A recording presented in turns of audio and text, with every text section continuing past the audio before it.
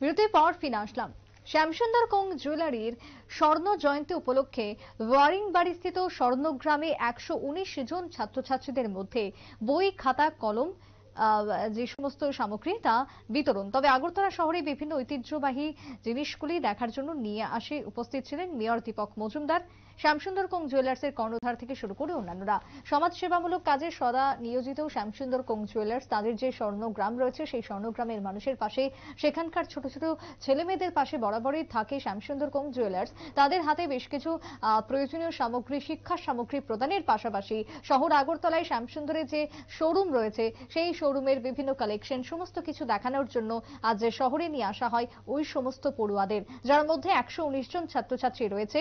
খাতা কলম ছাত্রছাত্রীদেরকে দেওয়া হয়। আগরতলা শহরে বিভিন্ন ঐতিহ্যবাহী জিনিসগুলি দেখার জন্যই তাদেরকে নিয়ে আসা হয়।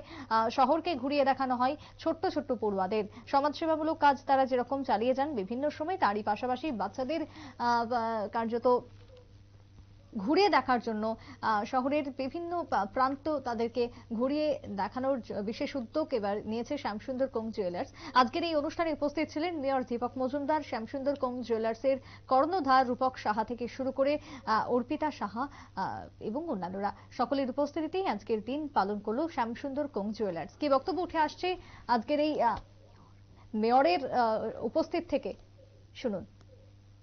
স্বরোজগারে উজ্জ্বল একটি গ্রাম।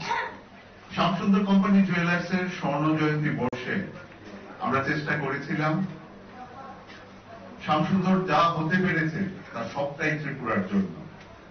কিছুটা এই ঋণ স্বীকার করার একটা প্রয়াস করার চেষ্টা করেছিলাম। আমরা জানি মাতৃঋণ শোধ করা যায় না, কিন্তু মাতৃঋণ স্বীকার করা যায়।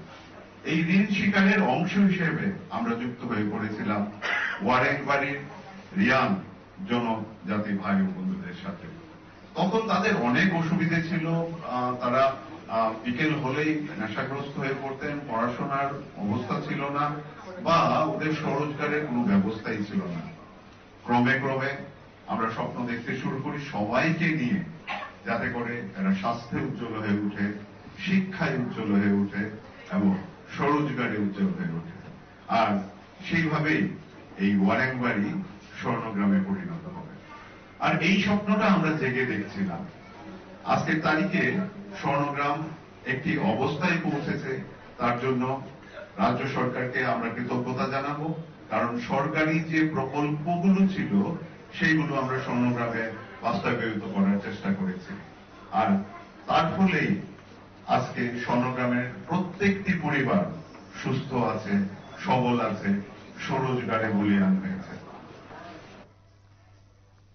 শ্যামসুন্দর কোং জুয়েলার্সের কর্ণধার রূপক সাহার বক্তব্য আপনারা শুনলেন। স্বর্ণগ্রাম যেভাবে একটু একটু করে গড়ে উঠছে, যেভাবে তারা নিজেদের পায়ে দাঁড়াতে পেরেছে, তার যেরকম কথা তুললেন, তারই সঙ্গে রাজ্যবাসীর জন্য শ্যামসুন্দর কোং জুয়েলার্স আজকে এই জায়গায় গিয়ে পৌঁছেছে। তাই সকলকে কৃতজ্ঞতা জানানোর তাদের একটি ছোট্ট প্রয়াস এবং কৃতজ্ঞতা জানানোর অঙ্গ হিসেবে রাজ্যের ওই গ্রামের বিশেষ করে 119 জন ছোট্ট ছোট্ট বাচ্চাদেরকে নিয়ে আসা এবং শ্যামসুন্দর কোং জুয়েলার্স এই বিশেষ অনুষ্ঠানের মধ্য দিয়ে ওই বাচ্চাদের শহরের বিভিন্ন প্রান্ত ঘুরিয়ে দেখানো একটা পরিকল্পনা এবং কর্মসূচি নিয়েছিল শ্যামসুন্দর কোং জুয়েলার্স।